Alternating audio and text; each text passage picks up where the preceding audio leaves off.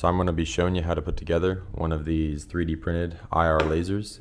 All the parts are available on Thingiverse for free, so you can go and print off all your parts. All the parts need to be printed in PLA+, except for the button, which is going to be printed in TPU. I've already set the button down inside the cover and glued around the perimeter beforehand, just so we didn't have to wait on the glue drying. And I've also went ahead and inserted the set screws. We've got 3mm or M3 set screws, 8mm long, right here. That's what's gonna make it clamp down onto your rail. And then we've got 5mm set screws that adjust the windage and elevation, also 8mm long. You could get a little bit shorter on the top one so it doesn't stick up. First thing you're gonna need to do is get yourself a little round, flat piece of aluminum. This is 9mm thick, 17mm diameter. I turned this down myself on my lathe. This is probably going to be one of the more intensive parts that you're going to have to make yourself if you don't have a lathe, so you're probably just going to have to cut it out of a thin piece of aluminum and file it basically to shape. This piece is going to need to fit snugly inside the battery compartment of the laser. So where it can still slide around, but it needs to be able to fit in there so it won't turn sideways when you've got it inserted. So you're gonna need to make yourself one of those. Put your heatsink tape across the back of your chip and cut all the excess off so it's right up against the edge. So you've got the heatsink tape across the entire back side of your little LED chip.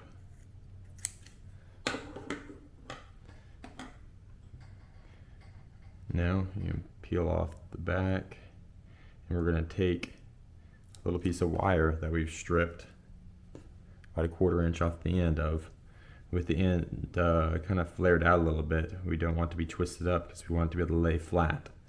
Look at where this little notch is inside the chip, and we're going to lay the wire down right there on that notch to where the insulation kind of sticks up like that, and the exposed wire is completely covered by the tape. Now we can take that and stick it gently right in the exact center of our little plug. What we've just done here is we've created the positive terminal for the battery. The chip has its positive and negative terminals right there that you're going to solder on extra wires to, but this wire right here is going to be fed back into the body, and it's going to make the positive connection from our battery. So our battery will sit right here. It'll touch this aluminum block, and that's what will be the positive into the battery feeding in here, and we're going to complete the circuit inside of here. Now we're going to solder up these wires to the chip itself. Have a plus and a minus marking which one's positive and negative, so make sure to keep those straight because it won't function properly if you don't.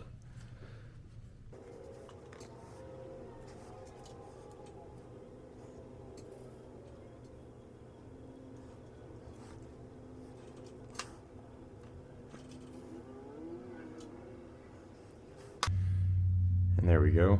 Those are soldered on pretty well.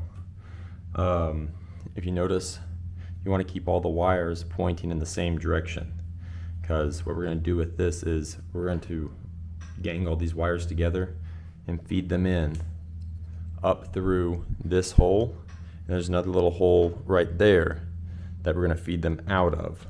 So we can do that now.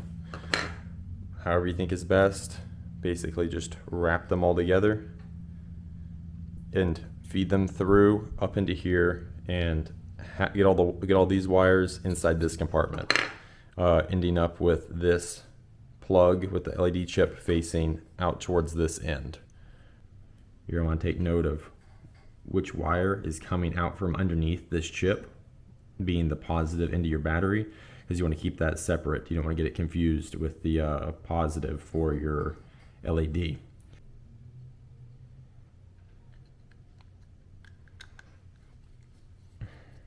Once you have all the wires in there, you can just slowly feed that aluminum plug with the chip on it up into the battery compartment all the way until the surface of it becomes flush with the hole that the wires are feeding through. And once you're there, you need to turn the plug so it orients itself so that none of the wires are tangled and they're all fairly neatly going into that hole. Kind of helps to stick both your fingers up in there, work it back and forth when you're trying to put some pressure on it to turn.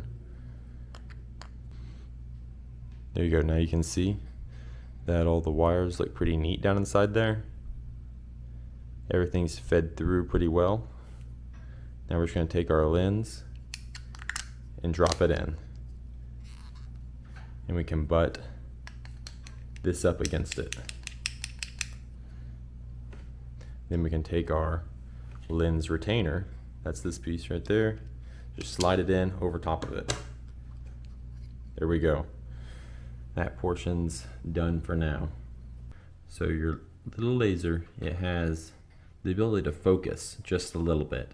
If you twist the top of this head, you can see that it gets a little bit wider and it gets narrower. What you're gonna wanna do is take your night vision device, you can take a battery, just touch the poles of the battery, either one of these wires, and the laser will come on. You're gonna wanna look at it 25 yards, pretty much the further you can see it, the better. Like the further distance you get, the better, and adjust it down to where it's the most small little pinpoint of a dot you can get it. And once you get to that point, super glue all around these threads right here to make sure it doesn't move from there. Then you want to get an O-ring that just fits around the outside of here. Put it over just the front edge, just barely right up there, flush with the front, then super glue it on also. Because how the laser works is that the O-ring holds the front of it in the same spot, and then we're going to have two adjustment screws that will push it to the right, to the left, up or down when we want to adjust elevation and windage.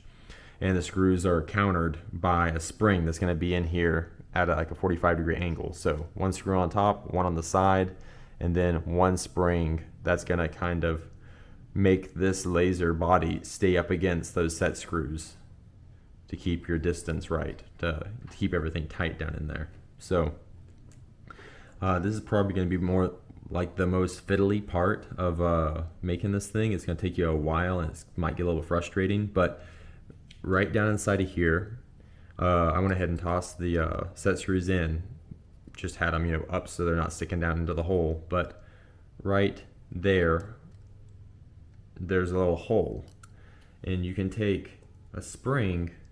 This is a spring out of a ballpoint pen that I've just cut down to length. You'll need to figure out what length you're going to need, just depending on like how much spring force you want and like how big of a spring you can physically fit in there.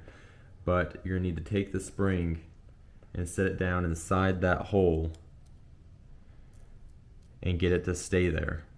And you get to stay there long enough for you to feed these wires in through the front, and you push this laser over the top of it, and then you can release the spring, and the spring will push the laser body up against the set screws. Take your time with this. Don't pull on these wires because you'll pull these out pretty easily. I recommend a while before you do this gluing down inside there also, just to give the wires a little bit extra holding strength more than just the solder joints, because you don't want to ruin your laser by pulling on it. But I haven't found any great way to make this happen easily. It's just a bunch of trial and error. So take your time and try to get your laser in there with the spring set down underneath it.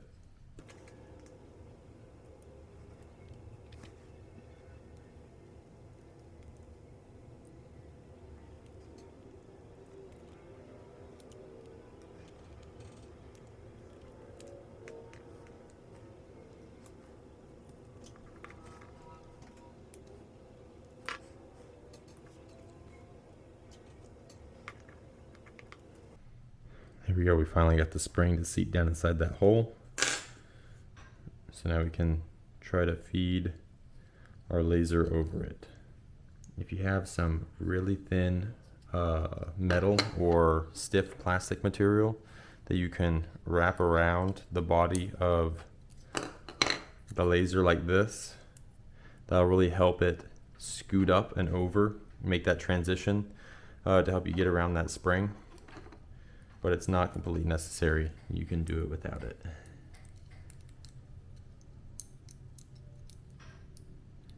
Here we go. We're just gonna slide it in,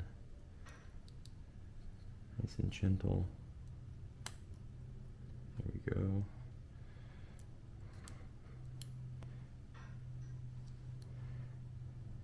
And once you have it flush with the face, then you can take your laser retainer, set it down on there. That'll push it the rest of the way in. You can give it a good tap down to seat it. Then, if you use the piece of foil or plastic, you can pull that out. There we go. Now we have our laser seated in there, being pressed up against the set screws by the spring. Now you're going to need to make this component. Basically what it is just another pieces of wire soldered onto a little piece of thin 1/32 inch brass sheet. So this sheet is cut to the width of this channel right here. What that's going to do is whenever you have your battery cap, you're making the negative connection with the battery via this spring, but you have to transfer that into our circuit some way. So we throw this rod through here. This rod is what acts as the lock for our cap, but it's also going to carry the current from the battery, and it's going to jump from here into this little brass strip, because the brass strip is going to be inside of the channel that this runs in. These tolerances are going to have to be pretty tight because you need it to be able to make good contact but still be able to turn freely. So this is going to require a lot of hand fitting. There's no great measurements I can give you to help you with this. You're just going to kind of have to understand what's going on and figure it out and fit it for yourself. So you do have a little bent ear down there on the bottom. That's going to go through this bottom little notch right there. And then your wire just feeds in through this hole, and that gets the wire into the body of the unit. You just turn it around and snap that ear down into its little hole. Just like that. There you go. And you can make sure this is pressed down really well with a screwdriver or something. And any little bit that sticks out right here, you can file off. And then you want to seal that little spot right there with some silicone or hot glue or something when you're done, to make sure no water can get in from that little hole. Now we can start building our circuit. We can take all of our negatives. Those are just all going to be soldered together because we're going to have the switch blocking off the positive into the battery. So for this, all we need to do is just cut the negative wires to length. We're going to make this connection over here in this corner of the box right there. So trim all the excess off. And we're going to strip those wires, twist them together, and we're going to solder all the negatives together right there.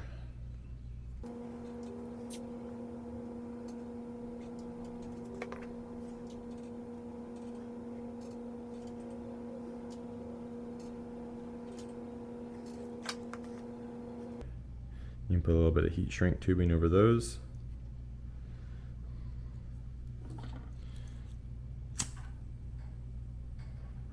and shrink that down.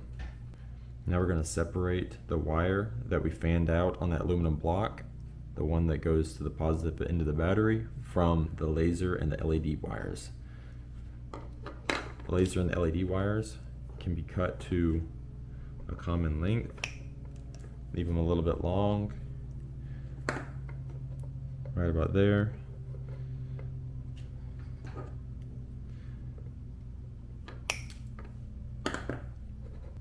Then cut the one that comes off the battery.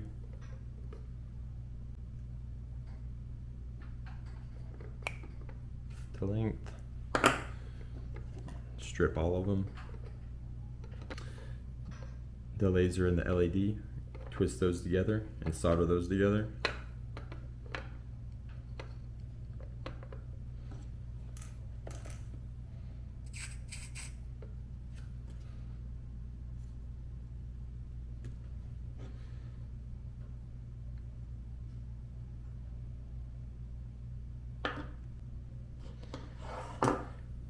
I'm going to take one of these switches and we're going to rip off two of the terminals that are on the same side, because we aren't going to use those, because the way the switch works is whenever you activate it, each side, being these two and these two, act as a similar circuit, so we don't need those. You need to test that on your switch to make sure you pull off the right ones.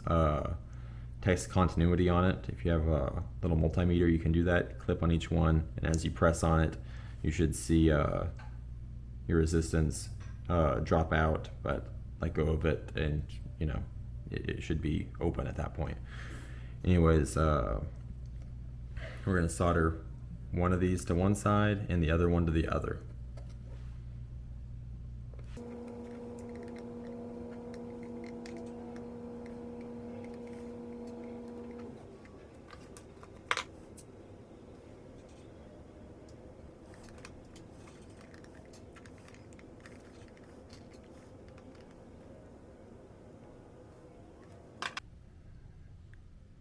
There we go, we're done soldering. We're gonna wait just a moment before we glue this down until we get the cap finished up. That way we can test it and make sure everything works before we get everything set and glue, because it'd be a lot harder to change anything if we messed up, if we'd already glued it down. For the battery cap, you just want to get a little 1/8 inch piece of brass rod. You can get these at welding supply stores. They're used for TIG welding. Stick your spring down inside the cap. Press the spring down all the way and wiggle it through. This is going to retain the spring down inside there. And then this brass rod is what's going to make the connection between the spring being on the negative end of the battery and that little brass strip right down there. You want to make sure the length of this rod is like perfect, because otherwise it'll either be too loose or you won't quite make a good connection. But once you get it just right, you should be able to slide it in easily, twist, it'll lock, and it'll make a good connection. With that in there, you can take a O-ring kit, grab 2 O-rings out of there, one to go into this first groove up here,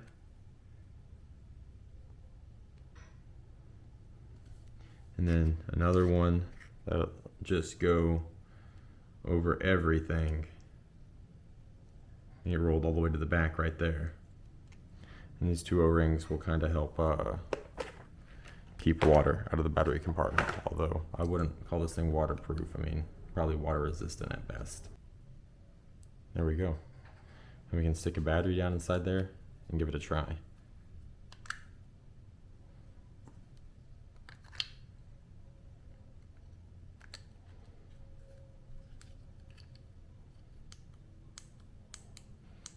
There you go. Don't shine this thing in your eyes, because, you know, you can't see it, but things still does have power behind it, so you don't want to be giving yourself any eye damage by looking in there. I'd recommend using some laser safety glasses while you're testing this thing out if you're doing it indoors, but definitely just don't look directly into it.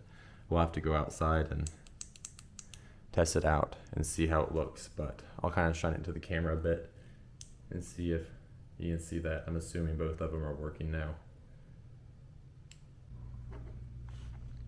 To secure the switch, you're going to put a generous pile of hot glue down inside this thing, right where the switch is going to go.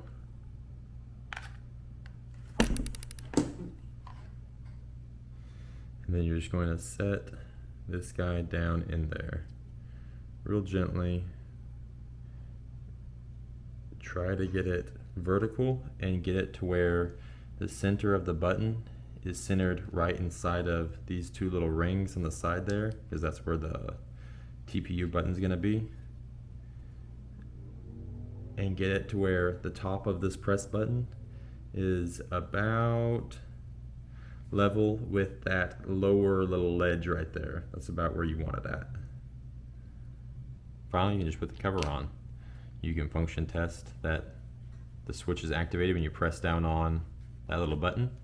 You can either drill and tap little screws to hold it on in these corners, which I have made provisions for, or if you want to just be a little bit more lazy, you can just put a bead of hot glue around the edge and glue that lid on. That's just going to give you a little bit more trouble if you need to take it off again, but you shouldn't really need to get inside of here too often, so you should probably be all right.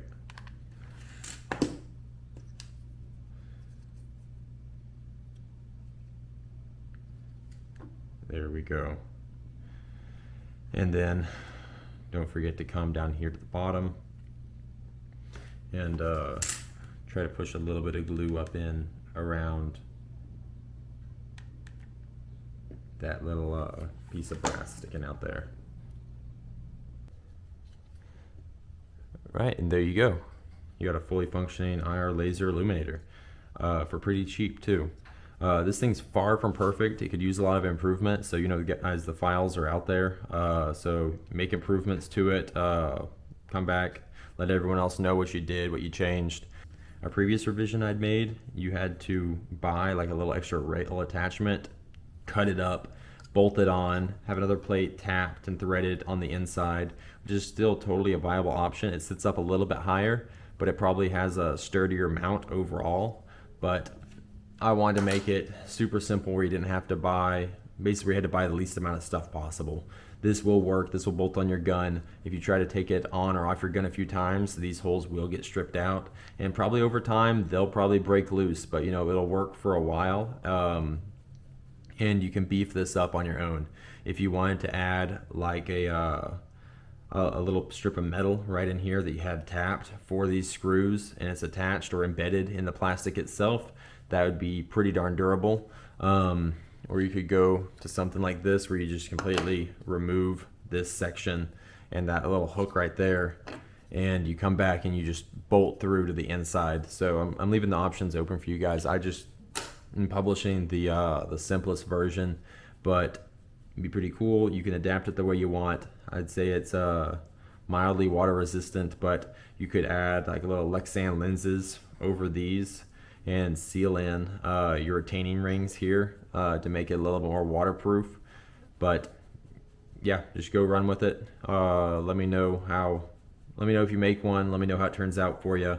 This is a little bit of a trickier build, so I'm not going to be able to walk you through exact steps. There's lots of hand fitting involved, so just kind of work your way through it, figure it out. But I think y'all have fun with this one.